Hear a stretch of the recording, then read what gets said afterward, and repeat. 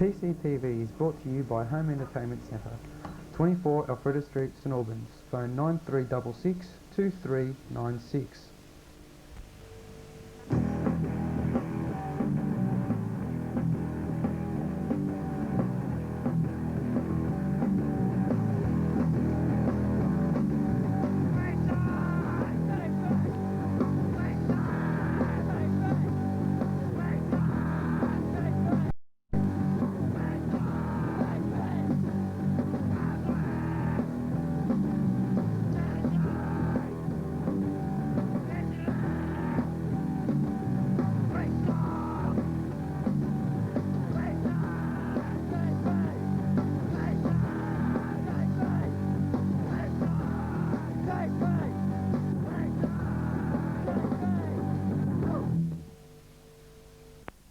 Hello and welcome to PCTV. I'm Maria and this is Melissa.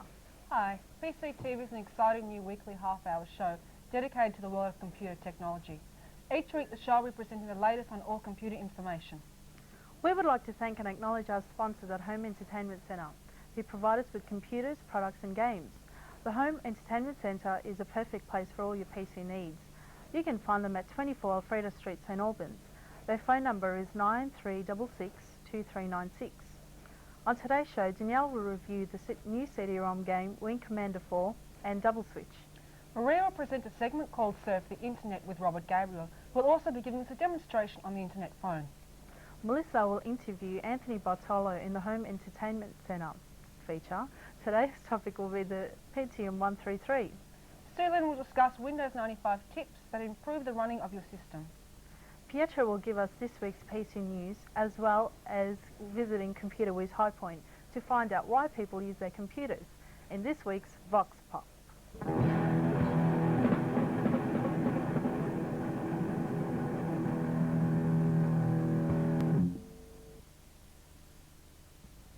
Double Switch is a cinematic mystery that stars Deborah Harry and Corey Haim in the lead roles of Elizabeth and Eddie. You're in the old mysterious hotel Edward Arms. What makes Edward Arms mysterious is the unusual surveillance systems, where each room has a series of hidden cameras and traps. You have been hired by the owner of the hotel, Eddie, to take control of these cameras and traps, which have been designed to keep out intruders.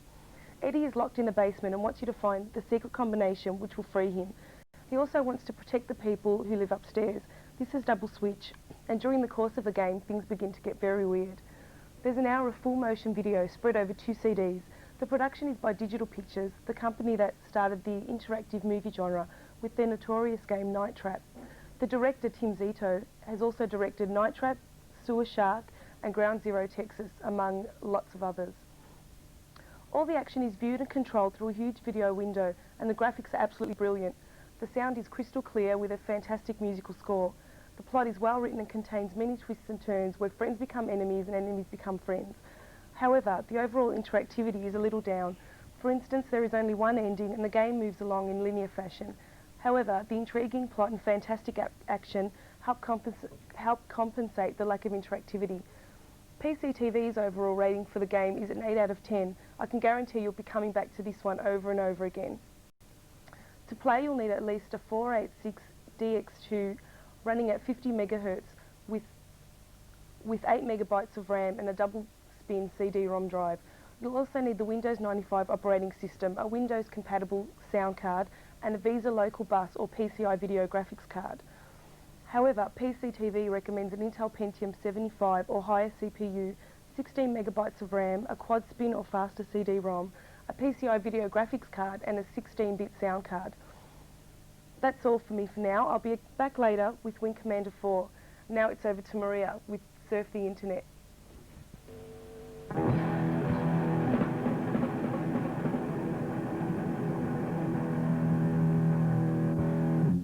Information superhighway is at your fingertips when connected to the internet. Used as an educational tool or just purely for entertainment, the net provides a wealth of information for the end user. For the latest expert advice on all there is to know about surfing the net, PCTV would like to introduce Robert Gabriel from Majestic Internet Services. Hello Robert, how are you? How are you? Good, thank you. Robert, to be able to actually access the internet, you obviously require a personal computer, a modem, preferably a fast one, and the connection software. Once all this has been attained, the role of a service provider such as Majestic Internet Services enters the picture. What is Majestic Internet Services and what role do they play in the process of being able to use the internet? Right, well we're an internet service provider based in Melbourne, and we're able to provide connections to a wide range of areas, from corporates to businesses to schools. We're able to hook up basically anybody who has a computer. We can supply the modem. Once they've got that, we provide them with the software to access the net, so to speak, and away they go. So it's quite simple, and it takes a matter of minutes to get started, really. Right. And how long has Majestic been operating, and in general, what service do they provide? Right, well we've been operating now for about 6 months, so I guess we're fairly new to this area, but 6 months in this industry I guess is a fair while. In terms of the services we can provide basically the standard connection to the internet. We can provide people with their own home pages. We can also provide consulting as well in that area, and things of that nature. Oops. Yeah, I'm calling from Melbourne, Australia as well. Whereabouts are you in Melbourne? We're in South Melbourne.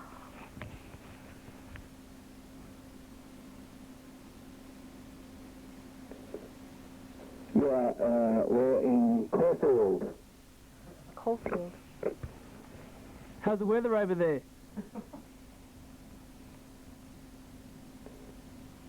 So I did not catch that last of your message.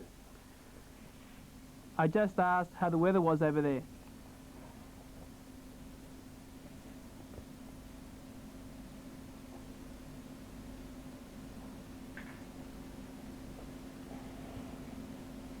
John, you still there? Yes. So, how long have you been using iPhone for? Just started using it. They just started. Right, okay, and how are you finding this product?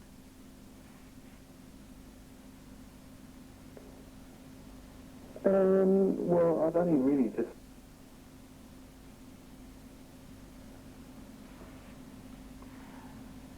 How long have you actually been talking on the internet for?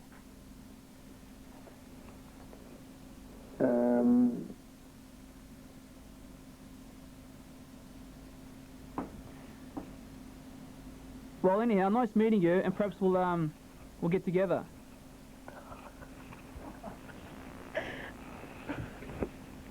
Yeah, talk to you. You take care.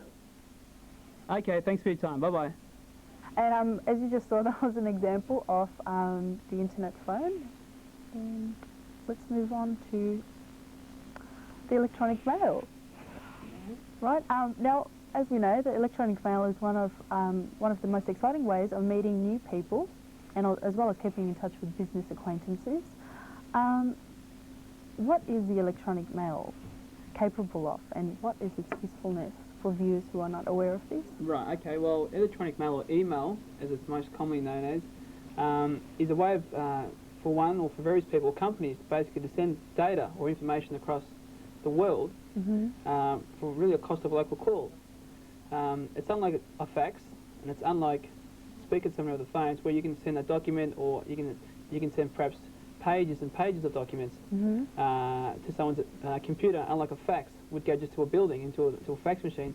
An email transmission would basically let you send a personal type of transmission to that particular person, right, which he would then receive on his desk next time he was able to check his mail. And that's basically what it is. So it's just basically a way of sending letters, I guess. And how does it operate? Well, in terms of how it operates, basically it's quite complex in the system, but the way it works basically is that you have a mail program at your end. You type up a letter, so to speak. You address it to somebody's email or address, or like a mailbox, and once that's done, the system takes care of it after that. You simply click on send, and away you go, and that would eventually end up to the at the other end, wherever they might be in the world. So, right, and this happens, in seconds. So, and you're guaranteed to make sure that it does get there. Unlike a fax might be engaged or whatever. This way here, it's going to get there for sure. Yeah. The growing popularity of internet cafes appears to be the current successful concept in socialisation. IRC seems to be the buzz within the net cafe set. Can you explain to us what is IRC? Well, IRC, or Internet Relay Chat, is a way of communicating to people from all over the world. And instead of just communicating on a one-to-one basis, you've got the freedom of communicating to thousands of people at the same time. The reason, I guess, why it's so popular is that most people in their spare time like to talk to people, as people would like to communicate with other people. And the beauty about this is that you can communicate with people live online through the keyboard and through your computer to that extent. So, in terms of the entertainment side of it, you can see there, for example, if you were home and you wanted to talk to somebody, you didn't have to know who the person was at the other end. You didn't know what he looked like, but you had that contact of where you could basically get their details, see what sort of name they had, and say, okay, well, I want to talk to this person, and go from there. And it can become quite a fun experience, so to speak. And it also can be used in other areas. For example, instead of using a phone, you could basically talk via the IRC chat. And in terms of what it would cost you, it would be nowhere near what a phone would cost you if you're doing the same thing.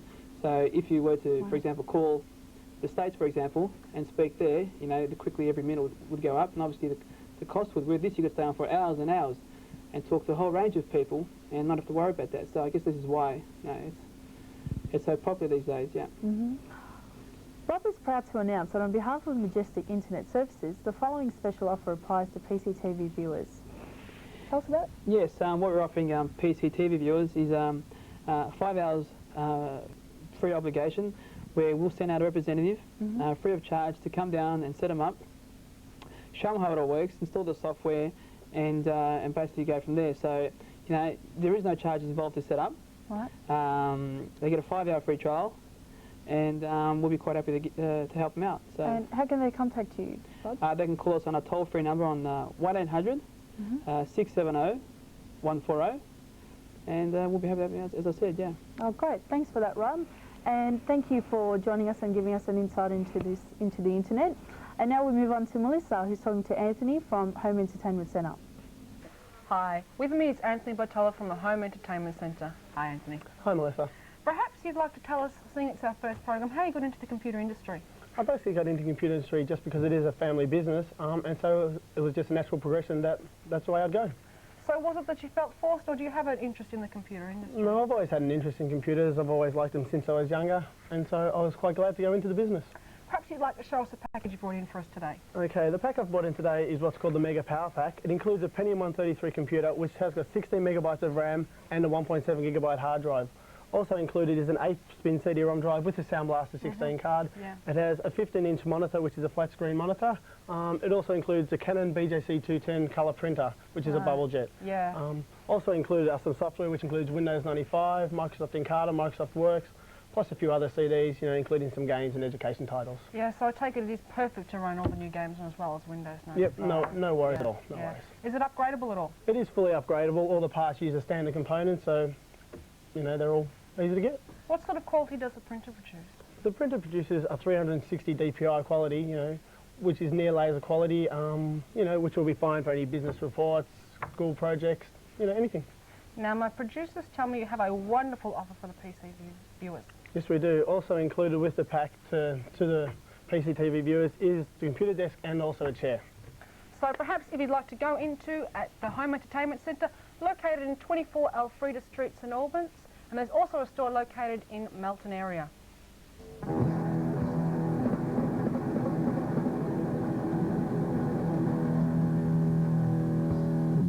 Hi, welcome to PC News. I'm Pietro. Anybody interested in doing video editing, then the MovieWave Plus is for you.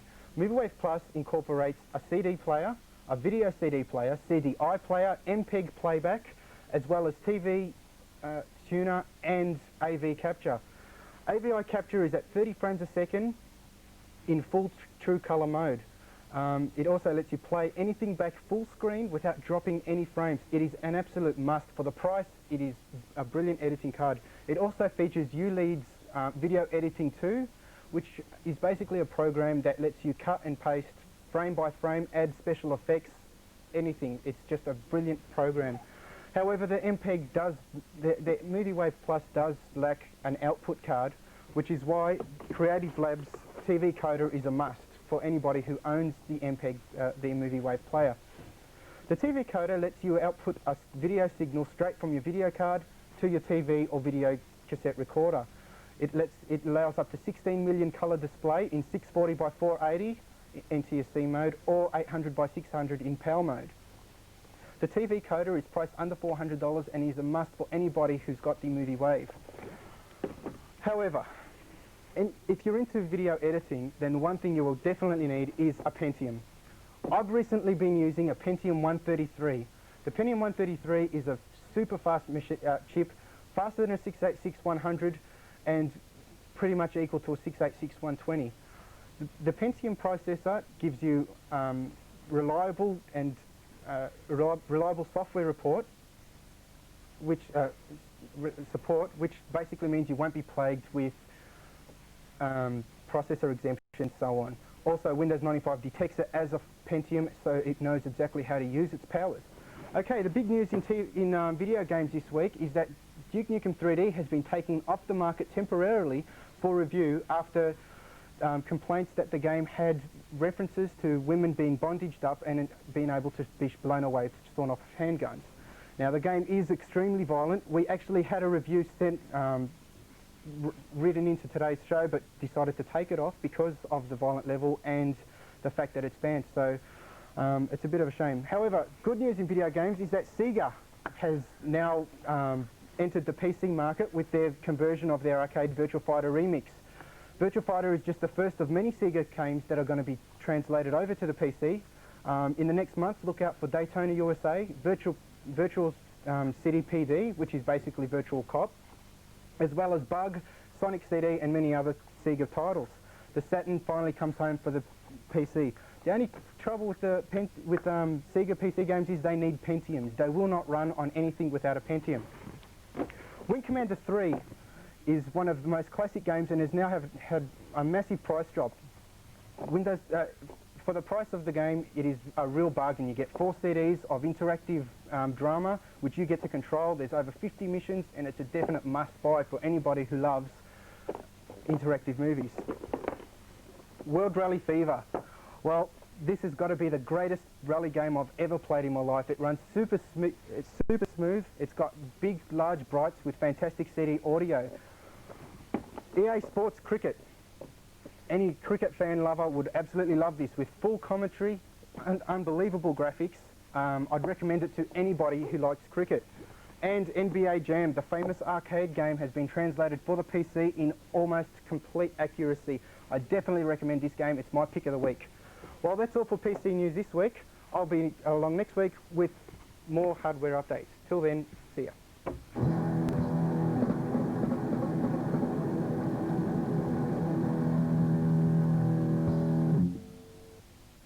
Wing Commander 4, The Price of Freedom, is a spaceflight interactive movie.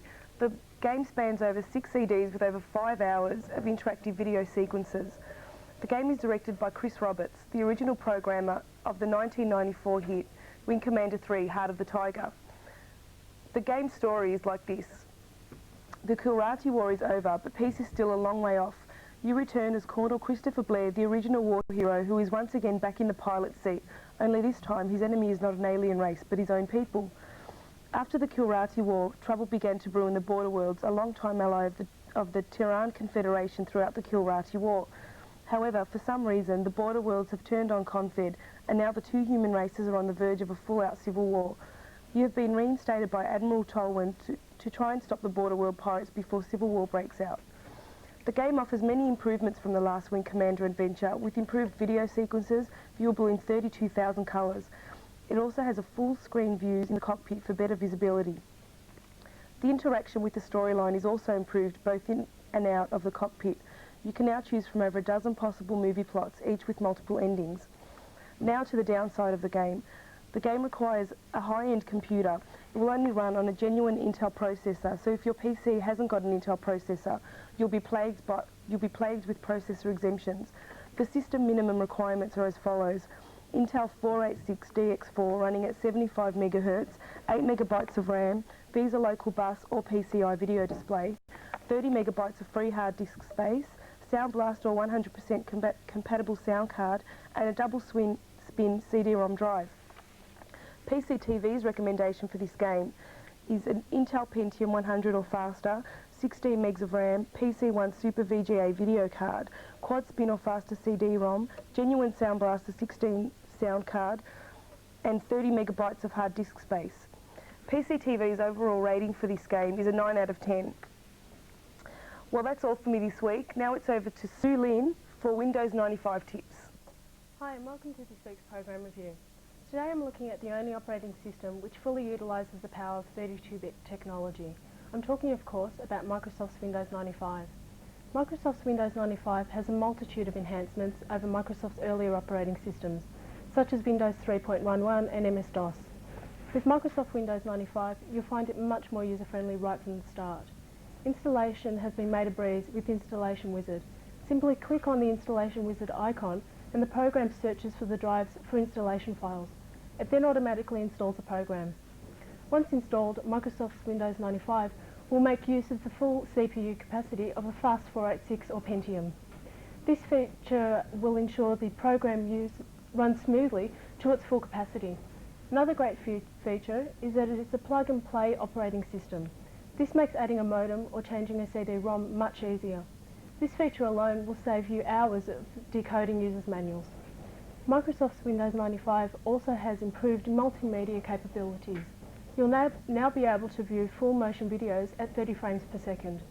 And finally, for those of you who like to surf the net, the program has excellent and easy internet browsing access. But before you rush out and grab your copy of Microsoft's Windows 95, it's important that you have the necessary hardware to run it.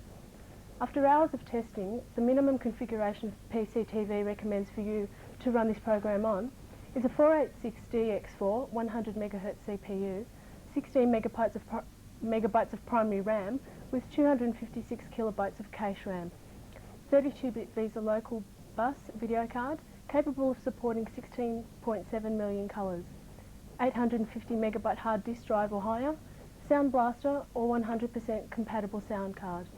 However, if you really want the program to kick with its full potential, PCTV recommends the following: a Pentium 100 MHz or faster CPU, 32 megabytes of primary RAM, 64-bit PCI video card, 3.1 gigabyte hard disk drive, Sound Blaster 16 sound card, and quad spin or faster CD-ROM.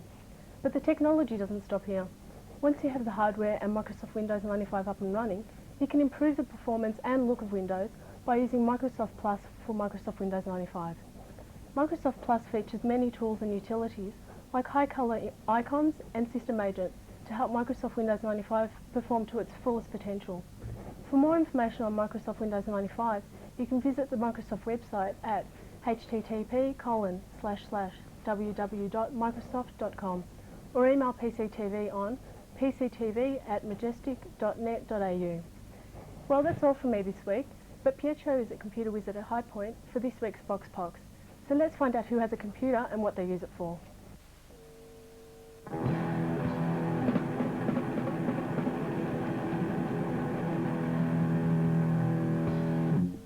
What sort of computer do you have? A Pentium? A Pentium, would you know the speed or? 90. Or Pentium 100. Macintosh and IBM. IBM compatible. What's your favourite game on it? Has to be Command Conquer. Duke Nukem 3D. Civilization. The mouse game when you do sums and all that. Which one do you prefer more, the Macintosh or the IBM? Macintosh. Do you prefer computer games over video games or? Yeah, pretty much. Because you can get like more games and stuff. What do you think about graphics-wise? I mean, do you think the computer can cut the same sort of graphics as the new generation video games like PlayStation and Saturn? Yeah, pretty much. Are you an internet user at the moment, or? No, only at work. Oh, only at work. How do you find the internet when you are using it? Has it got like a lot of resources? Would you recommend people, like maybe our viewers, for example, to join up to the internet if they were having thoughts about it? Well, it depends on what you want it for, but it's good for the work I do because it gives me access to all sorts of resources around in different countries, and puts me in touch with information that I'd take ages to get otherwise. No. Would you like to be on the internet? Might be in the future, but not at the moment. Do you know many people that are inquiring about the internet? Is there a general interest in the community about the internet? Very much so. We're probably finding maybe 1 in 3 customers that come in are very interested in the internet, how to get on, what am I going to find when I get there, etc. And well, I've got Windows. I haven't got Windows 95, but we've got the words for Windows on it. Oh, right, right. And how are you finding that? Do you find that easy to use? Yeah, it's quite. It's easy to use. You know, like on the computer. You know, it's better than sort of because it's as they're getting more up to date. It's easier to use. Microsoft Works, Lotus, and yeah, that's about it. Claris Works. Do you use Windows 95 yourself? Yes. And how do you find it? Oh, well, I turn my computer on and there it is. No, sorry, no. It's good. Certainly, having been a DOS person right from DOS 1 all the way through, and then learning Windows 3.1 and Windows 3.11, and then to see Windows 95. After all, it's only an operating system, and a lot of people think it can do more than what it really does, but considering all the different functions of hardware and everything else that it has to deal with, it's just as an engine of a computer, it's fine. Yeah, so just your personal opinion, what would you say the minimum requirements for Windows 95? I realise on the box it says 386 with 4 megs of RAM. I've seen it run at that and it doesn't really impress me. What would you say the most, to get the most out of Windows 95, what sort of setup would you have? As a minimum, a Pentium processor with 16 megabyte of RAM. But it will run obviously on a 486 33 with 8 megabyte of RAM, but it's slow, and people want to have performance. They want to be able to start their machine up and get into it and get pleasure from it, get some speed from it. So really, a Pentium with that 16 megabyte of RAM will give you some pretty good performance. Okay. Well, that's it for this week. Thank you for joining us, and thank you to all our guests for coming in. Don't forget, if you have any comments, you can email us at this address.